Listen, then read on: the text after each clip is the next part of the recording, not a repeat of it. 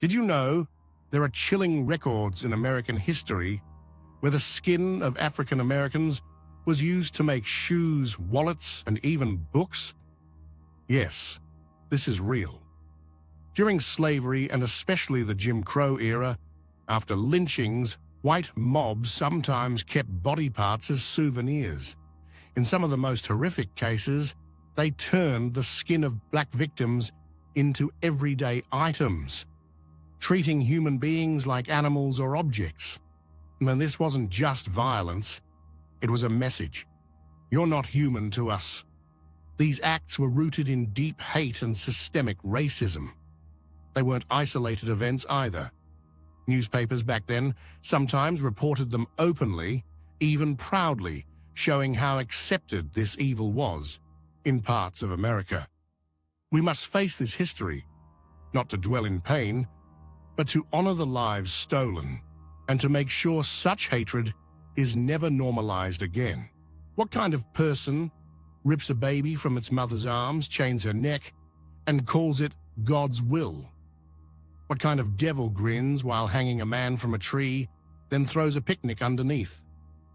What kind of soul, if you can call it that, takes the skin off a human being and turns it into a shoe, a book, or a belt?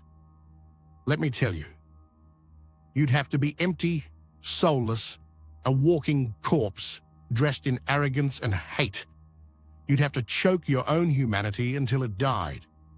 You'd have to look in a black man's eyes and see property, not pain, a black woman's womb, and see profit, not personhood, a black child's tears, and feel nothing.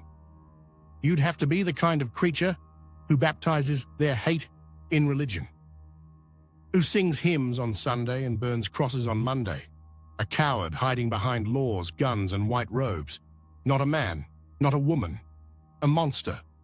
Maybe your doctor, your child's teacher. And the worst part?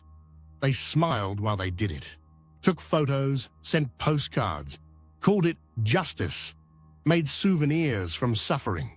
This wasn't ignorance, this was intention. This was evil with planning, structure, and pride. So when they ask, why are you still angry? Tell them, because we remember. Tell them, because justice never came. Tell them, because some wounds don't heal until truth is screamed into the bones of a sleeping nation. To brutalize another human being is not a sign of power.